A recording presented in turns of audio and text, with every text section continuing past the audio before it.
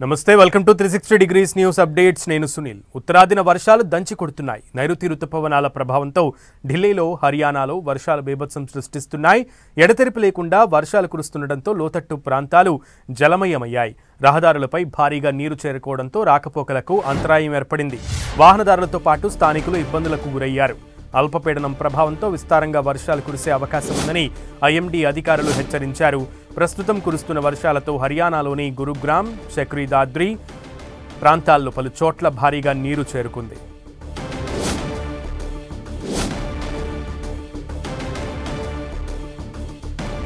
బంగాళాఖాతం అరేబియా సముద్రాల్లో ఏర్పడిన అల్పపీడనాల కారణంగా హిమాచల్ ప్రదేశ్ ఉత్తరాఖండ్ ఒడిశాలో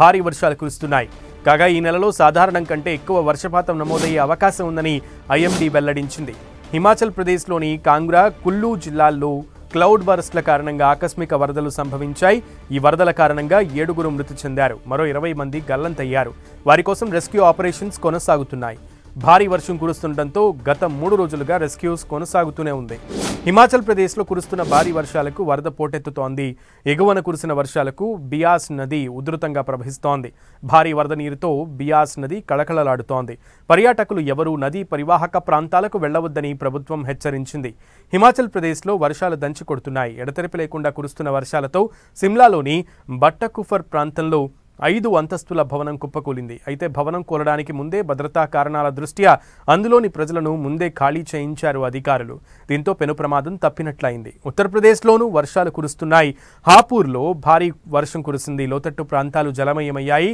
రోడ్లన్నీ చెరువులను తలపిస్తున్నాయి నీట మునిగిన ప్రాంతాల్లో ఉత్తరప్రదేశ్లోనూ వర్షాలు కురుస్తున్నాయి